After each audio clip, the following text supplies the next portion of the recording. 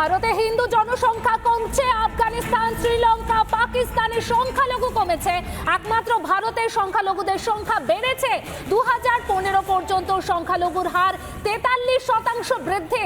রিপাবলিকে mega exclusive সাক্ষাৎকারে বললেন প্রধানমন্ত্রী নরেন্দ্র মোদী।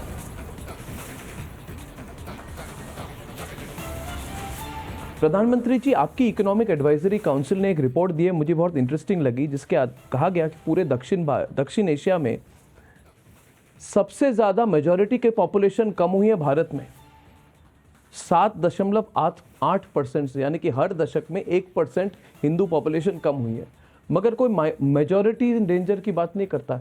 ये आप उससे जुड़ा हुआ सवाल, ये मुस्लिम्स इन डेंजर और माइनॉरिटीज़ इन डेंजर की बात कही जाती है। और मैं आपसे सीधा सवाल करना चाहता हूं कि ये आपके छवि पर अटैक करने की कोशिश है। Is it to target Narendra Modi और is it at a national international level also to affect our relationship with gulf countries? क्योंकि आपने जिस तरह से एक ऐतिहासिक कदम उठाई है, मिडिल ईस्ट के नेशन के साथ जो नया संपर्क बनाया, क्या उस पर अटैक है या आप पर पर्सनल अटैक है?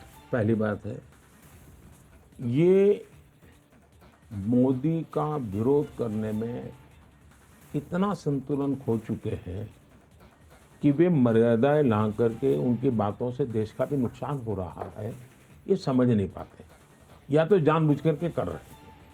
जहाँ तक ये रिपोर्ट की आप बात करते हैं, जो मेरी जान में आया है, उन 1950 से लेकर के 2015 यानी 50 से 2015 तक का उन्होंने चीज़ों का एग्जैक्टली आप बिल्कुल स्टडी किया और करीब 170 कंट्रीज का स्टडी किया गया जी।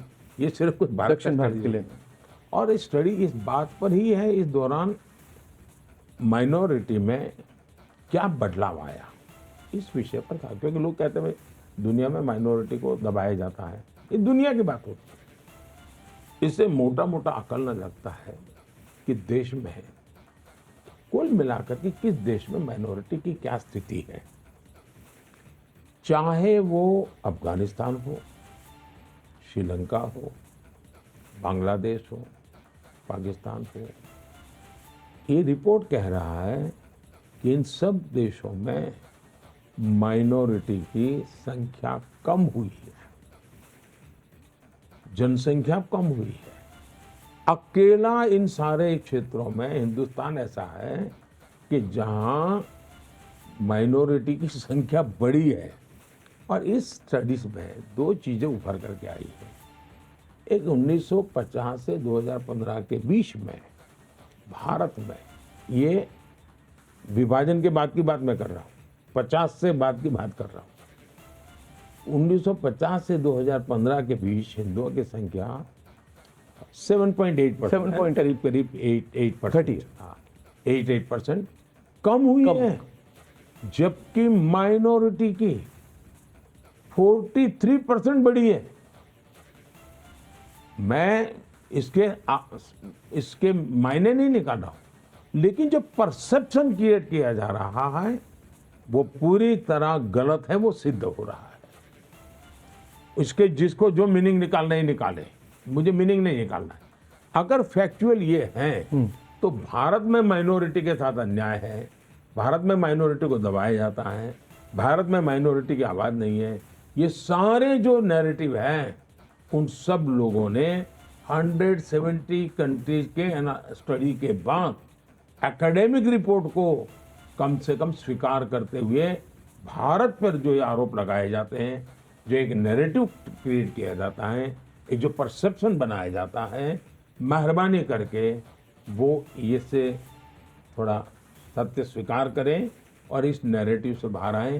भारत सर्वजन हिताय सर्वजन सुखाय वसुधैव कुटुंबकम की भावना को लेकर चलने वाला देश है, जिसने दुनिया में, हम समृद्ध देश थे तब भी, कभी भी दुनिया में किसी का लूटा नहीं है, हमने कभी किसी की जमीन तक नहीं छीनी है। ये महान संस्कृति के हम वारिस हैं और हम पर ऐसे इल्जाम लगे। अब हकीकतों के आधार पर सिद्ध हुआ है कि हाँ, हम वैसे ही महान है। लेकिन हिंदुओं की संख्या कम होना, तो नंबर ऑफ हिंदू कम होना वो मुद्दा नहीं है जी। एक महान कल्चर जो सर्वसमावेशक है, जो एक प्रकार से भविष्य में दुनिया को संतुलित रखने का कैटलिक एजेंट बन सकता है, जी क्योंकि वो किसी का दुश्मन नहीं है। अगर वो कम हो जाएगा, वो एकदम माइक्रो माइनॉरिटी हो जाएगा, तो वो इन्फ्लुएंस ही नहीं कर पाएगा। अगर वो इन्फ्लुएंस नहीं कर पाएगा तो दुनिया का नुकसान होगा।